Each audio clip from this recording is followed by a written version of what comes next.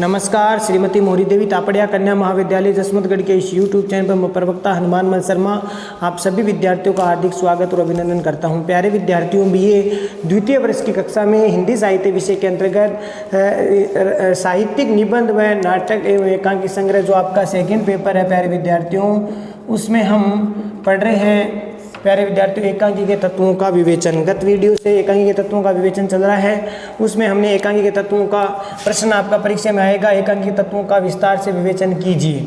और इसमें एकांकी के तत्व कौन कौन से हैं? कथानक, पात्र या चरित्र चित्रण, कथोपकथन या संवाद, संकलन त्रय, देश काल या वातावरण, भाषा शैली, उद्देश्य, अभिनयशीलता, प्रभाव ऐक्य, दृश्य विधान और अंत में आपको निष्कर्ष निकालना है। तो प्यारे विद्यार्थियों, हमने गत वीडियो तक 6 जो है तत्व है हम पढ़ चुके हैं, जिसमें कथानक पढ़ लिया, पात्र या चरित्र चित्रण, कथोपकथन या संवाद, संकलन त्रय, देश काल या वातावरण और भाषा शैली। अगला आज हम लेंगे उद्देश्य।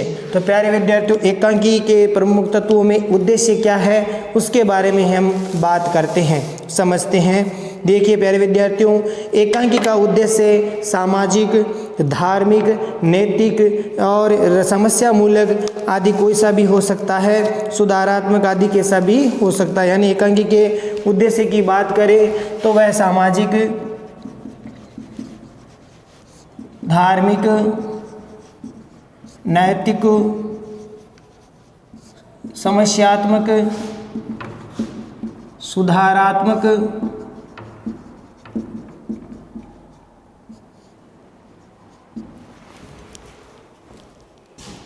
ठीक है, इस प्रकार से किसी भी रूप में हो सकता है। तो उद्देश्य में अगर बात करें तो सामाजिक, धार्मिक, नैतिक, आपके राजनीतिक, समस्या मूलक, सुधार मूलक, इस प्रकार का कोई सा भी उद्देश्य हो सकता है।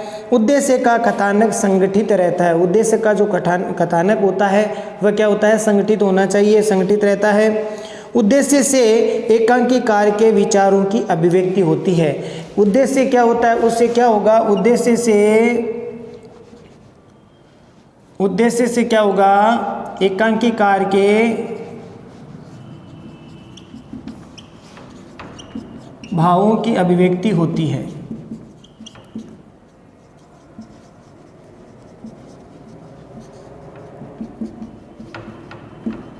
उद्देश्य से क्या होता है? एकांकी कार्य के भावों की अभिव्यक्ति होती है। एकांकी कार्य के भावों की या फिर विचारों की जो है अभिव्यक्ति होती है। ठीक है प्यारे विद्यार्थियों, फिर देखिए कि सामान्यतः रचना में उद्देश्य स्पष्ट हो जाता है। वैसे तो एकांकी जब लिखी जाती है और एकांकी जब संपूर्ण हो जाती है, जब उसको पढ़ा जाता है, पाठक जो पढ़ता है, दर्शक देखता है, तो उससे उसके उद्देश्य को, एकांकी लिखने का उद्देश्य वो स्पष्ट हो जाता है। परंतु कभी कभी पूरी तरह संप्रेषित नहीं हो पाता। कभी कभी पूरी तरह से क्या नहीं हो पाता? संप्रेषित, यानी जो दर्शक या पाठक होते हैं उन तक जो एकांकी कार्य के लिखने के विचार है, उनकी अभिव्यक्ति है, वो उन तक संप्रेषित नहीं हो पाती, यानी उन तक नहीं पहुँच पाती। ठीक है प्यारे विद्यार्थियों, तो इसीलिए एकांकी का उद्देश्य कैसा होना चाहिए? स्पष्ट, सुबोध और संप्रेष्य होना चाहिए।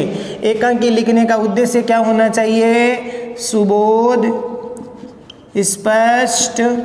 स्पष्ट और संप्रेष्य, ये होना चाहिए। एकांकी का उद्देश्य कैसा होना चाहिए? सुबोध, सरल और सुबोध, स्पष्ट और संप्रेष्य होना चाहिए एकांकी का उद्देश्य। क्योंकि हमें पूरी तरह से सफल एकांकीकार वही होता है जो अपने उद्देश्य को एकांकी के माध्यम से दर्शक और जो पाठक है, पढ़ने वाला है, दर्शक जो देखने वाला है, उन दोनों तक अपने भावों, अपने विचारों की अभिव्यक्ति को पूरी तरह से संप्रेषित कर दे, वह एकांकी सफल मानी जाती है, वह एकांकीकार सफल होता है।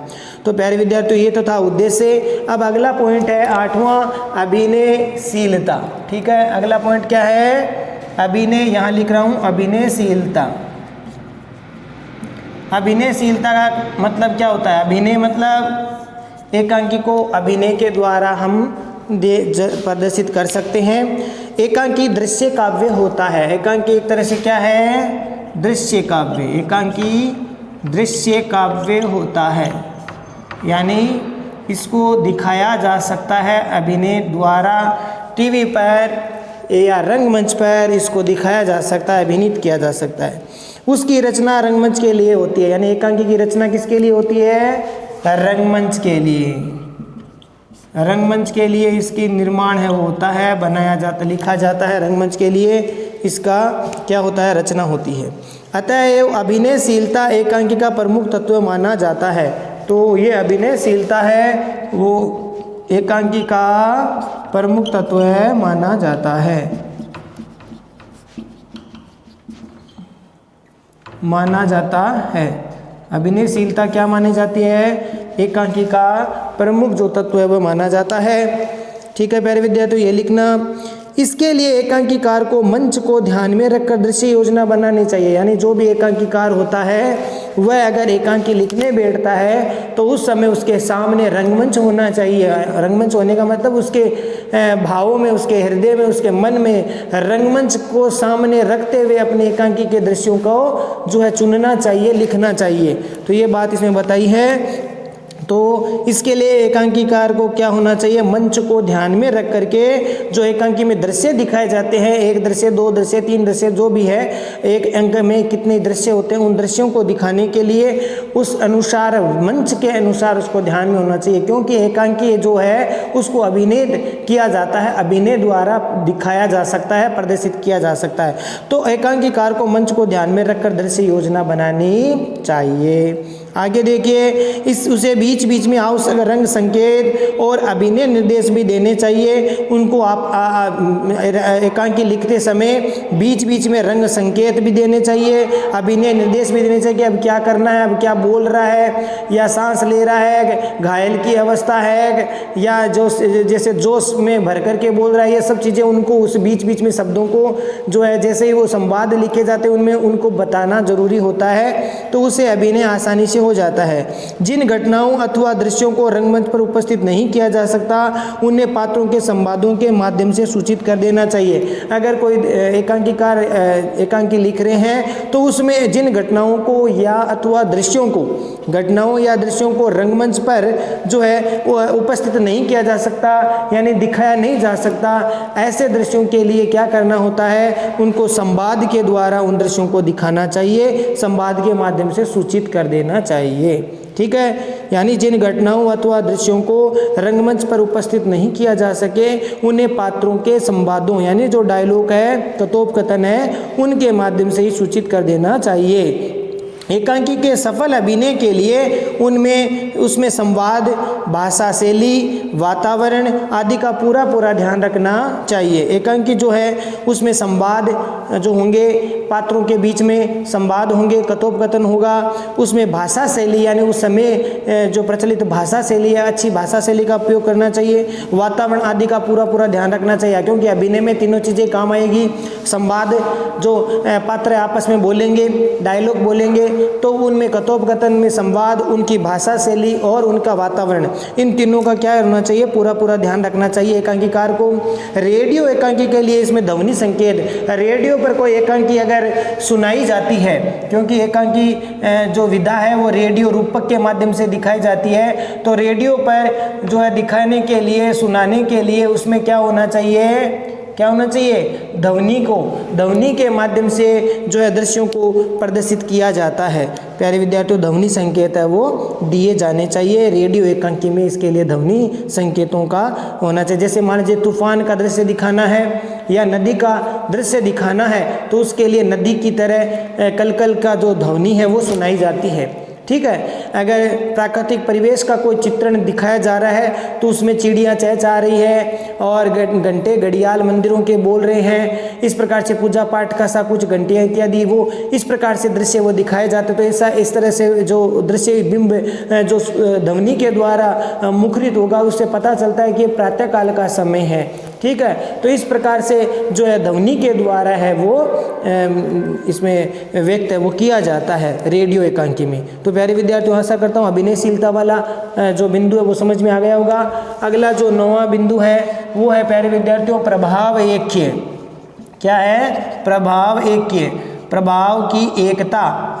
प्रभाव की क्या है, एकता। अब प्रभाव एक के क्या है, इससे बारे में हम देखते हैं कि ये एकांकी का मुख्य तत्व माना जाता है। प्रभाव एक के एकांकी का मुख्य तत्व माना जाता है, ये आप लिख देंगे। प्रभाव एक के एकांकी का क्या है, मुख्य तत्व है। इसके संबंध में सिडनी वोक्स, एक पाश्चात्य विद्वान हुए हैं सिडनी वोक्स, ये उनके संदर्भ में क्या लिखते हैं, ये इन्वर्टेड कोमा में लिखना आपको, यानी उद्धरण चिन्ह में ये लिखते हैं कि एकांकी कार को रचना करते समय, क्या लिखना है, एकांकी कार को रचना करते समय प्रभाव एक उत्पादन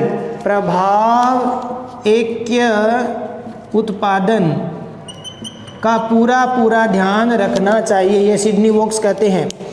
प्रभाव एक का एकांकी कार को रचना करते समय प्रभाव एक के उत्पादन का पूरा ध्यान रखना चाहिए, इन्वर्टेड कोमा बंद, ठीक है। उद्धरण चिन्ह में ये चीज लिखनी है।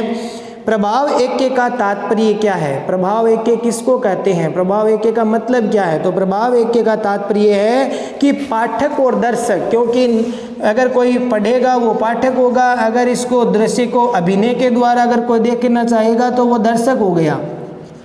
तो जो पाठक और जो दर्शक है उसके मन पर उस एकांकी का पूरा प्रभाव पड़ना, उसको प्रभाव एक के कहा जाता है। प्यारे विद्यार्थियों, जिस भाव से, जिस विचार से, जिस उद्देश्य से एकांकीकार उस एकांकी को लिखता है, अगर उसका प्रभाव दर्शकों तक, उसके पाठकों तक उसका पूरा प्रभाव संप्रेषित होता है, तो इसका तात्पर्य है कि उसमें प्रभाव एक के उसमें मौजूद है, प्रभाव एक के होना आवश्यक है, ठीक है। तो पाठक या दर्शक के मन पर पड़ने वाले समग्र प्रभाव को प्रभाव एक के कहा जाता है। पाठक या दर्शक के मन पर पड़ने वाला समग्र प्रभाव, सारा, समग्र मन है सारा, संपूर्ण, समग्र प्रभाव को क्या कहेंगे, प्रभाव एक के। प्यारे विद्यार्थियों, समझ में आ गया, प्रभाव एक के किसी को कहेंगे।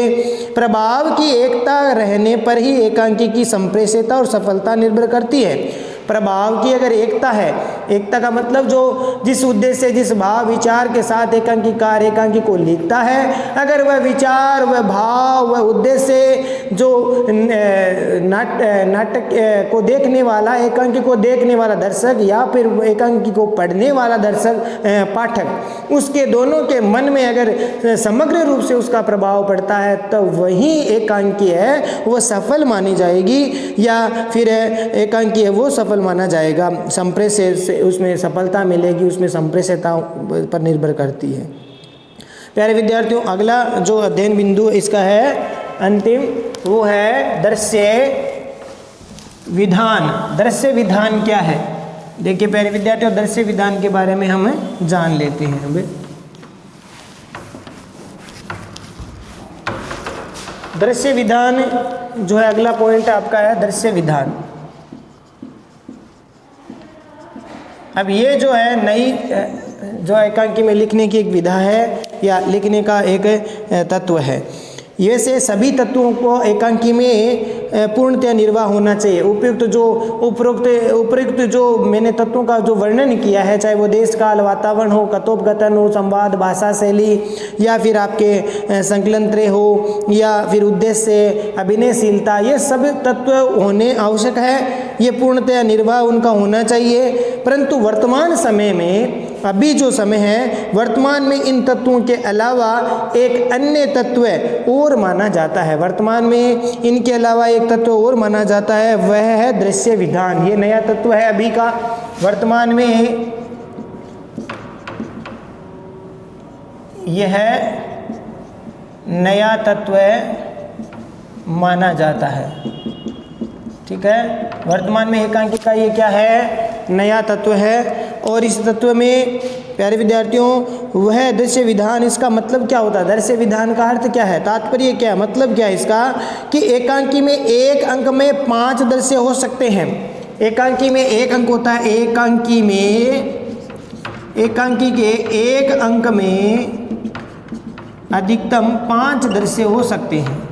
5 दृश्य हो सकते हैं। कितने दृश्य हो सकते हैं, एक अंक, एकांकी माने एक अंक वाली, तो एक अंक में कितने दृश्य हो सकते हैं, 5 दृश्य हो सकते हैं।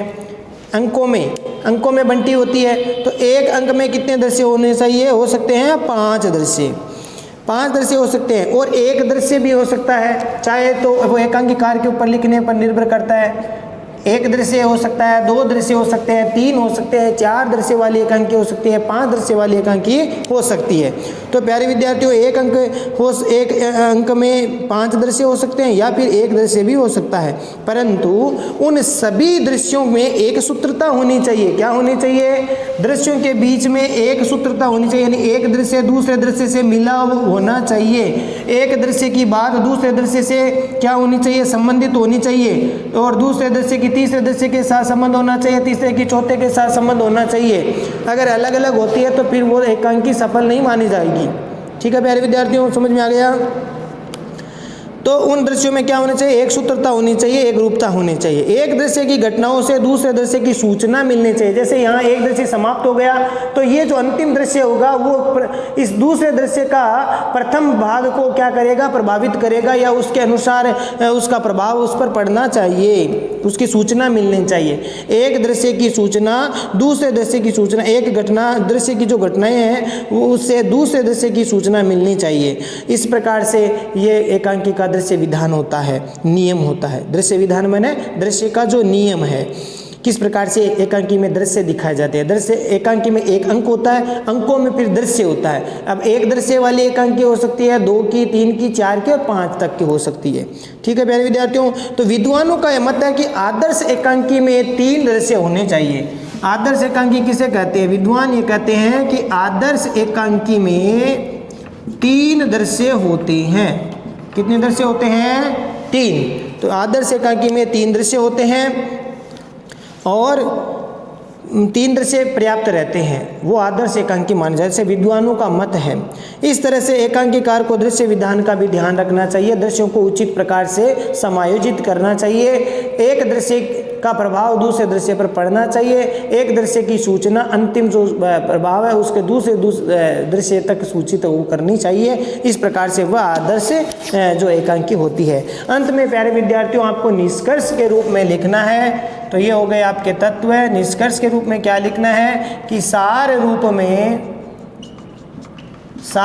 में क्या लिखना है कि सार रूप में एकांकी में इन सभी तत्वों का निर्वाह होना चाहिए।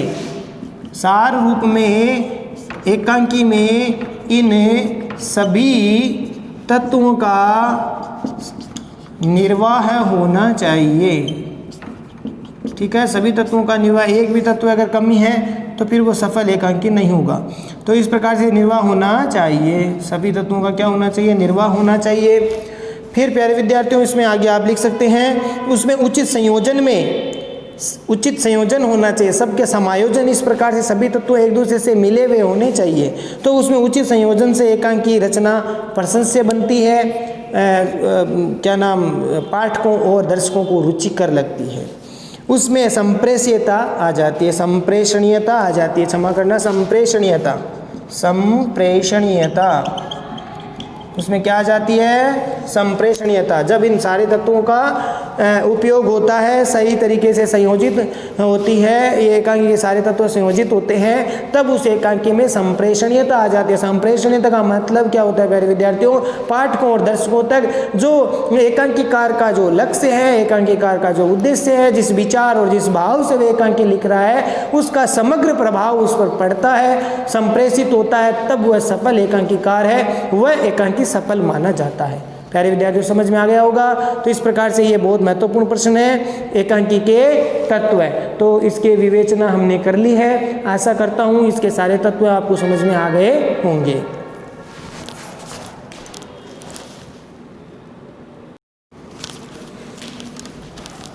तो प्यारे विद्यार्थियों, आज के लिए बस इतना ही। अगले वीडियो में फिर हाजिर होंगे आगे नए प्रश्न के साथ। तब तक के लिए चैनल को लाइक, शेयर और सब्सक्राइब करना ना भूलें, और इन तत्वों वाले इस प्रश्न को ठीक प्रकार से ही तैयार करेंगे, नोट्स बनाएंगे, याद कीजिए और चैनल को लाइक, शेयर और सब्सक्राइब कीजिए। जय भारत, जय हिंदी। धन्यवाद विद्यार्थियों।